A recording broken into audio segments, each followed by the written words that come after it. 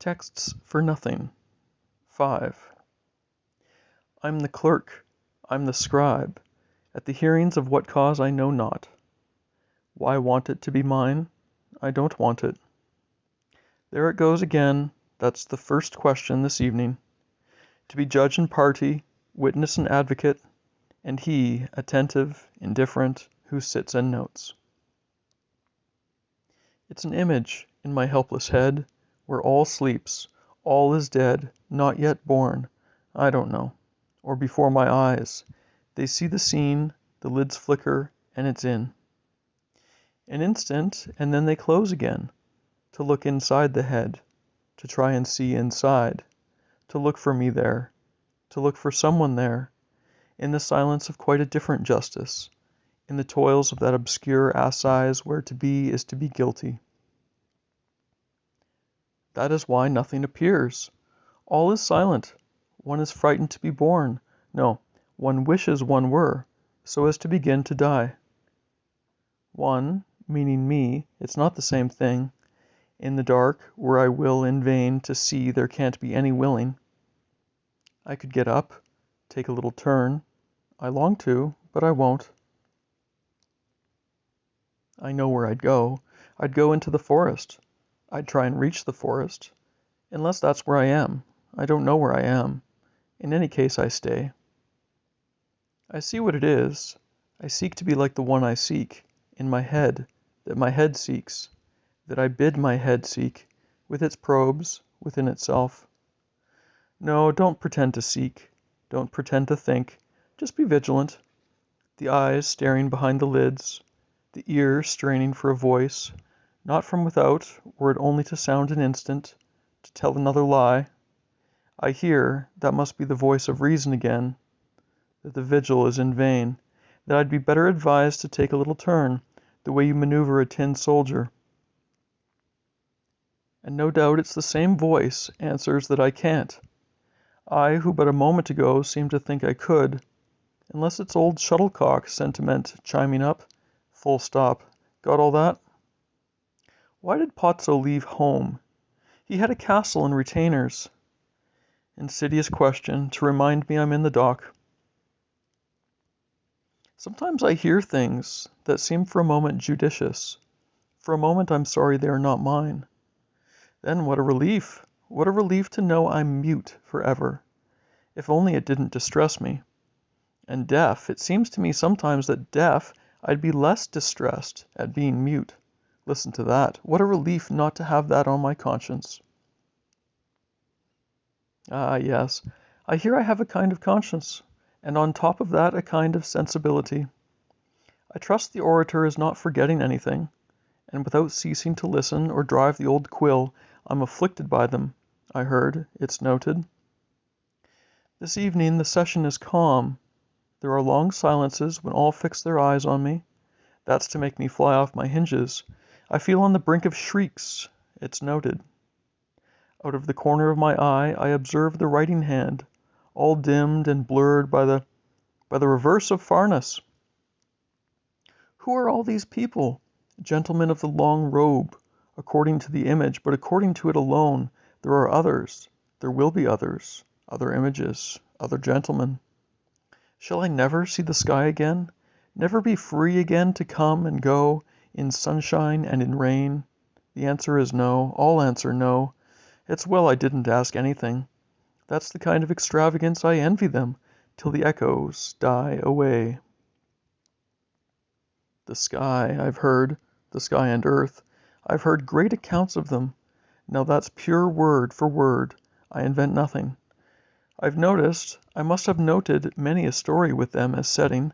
They create the atmosphere.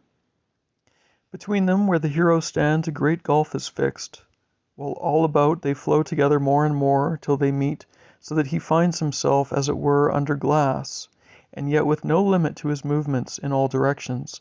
Let him understand who can. That is no part of my attributions.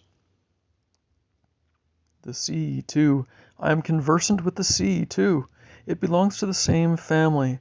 I have even gone to the bottom more than once, under various assumed names. Don't make me laugh. If only I could laugh, all would vanish. All what? Who knows? All, me, it's noted. Yes, I see the scene. I see the hand. It comes creeping out of shadow, the shadow of my head, then scurries back, no connection with me. Like a little creepy crawly, it ventures out an instant, then goes back in again. The things one has to listen to. I say it as I hear it. It's the clerk's hand. Is he entitled to the wig? I don't know. Formerly, perhaps.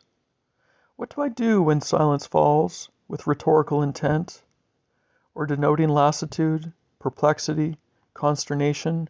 I rub to and fro against my lips, where they meet, the first knuckle of my forefinger, but it's the head that moves, the hand rests. It's to such details the liar pins his hopes. That's the way this evening. Tomorrow will be different. Perhaps I'll appear before the council, before the justice of him who is all love, unforgiving and justly so, but subject to strange indulgences. The accused will be my soul. I prefer that. Perhaps someone will ask pity for my soul. I mustn't miss that. I won't be there, neither will God. It doesn't matter. We'll be represented. Yes, it can't be much longer now. I haven't been damned for what seems an eternity. Yes, but sufficient unto the day. This evening I'm the scribe. This evening, it's always evening, always spoken of as evening, even when it's morning. It's to make me think night is at hand, bringer of rest. The first thing would be to believe I'm there. If I could do that, I'd lap up the rest. There'd be none more credulous than me if I were there. But I am. It's not possible otherwise. Just so, it's not possible. It doesn't need to be possible. It's tiring, very tiring in the same breath to win and lose, with concomitant emotions. One's heart is not of stone. To record the doom, don the black cap, and collapse in the dock. Very tiring in the long run. I'm tired of it. I'd be tired of it, if I were me. It's a game. It's getting to be a game. I'm going to rise and go. If it's not me, it will be someone. A phantom. Long live all our phantoms, those of the dead, those of the living, and those of those who are not born. I'll follow him with my sealed eyes. He needs no door, needs no thought, to issue from this imaginary head, mingle with air and earth and dissolve, little by little, in exile. Now I'm haunted. Let them go. One by one, let the last desert me, and leave me empty, empty and silent. It's they murmur my name, speak to me, speak of a me. Let them go and speak of it to others, who will not believe them either, or who will believe them too.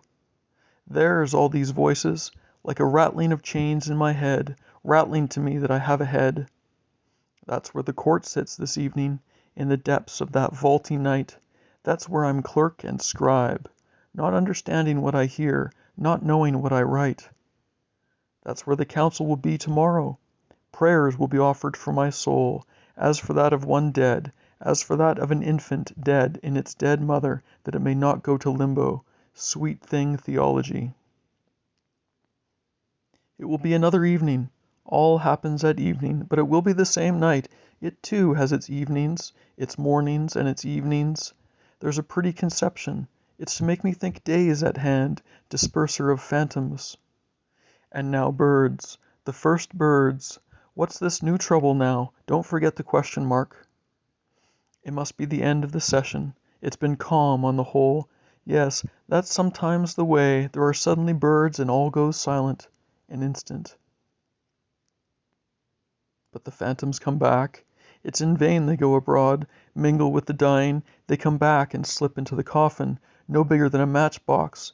It's they have taught me all I know about things above, and all I'm said to know about me. They want to create me. They want to make me, like the bird, the birdican. With larvae she fetches from afar, at the peril, I nearly said at the peril of her life. But sufficient unto the day, those are other minutes. Yes, one begins to be very tired of one's toil, very tired of one's quill. It falls. It's noted.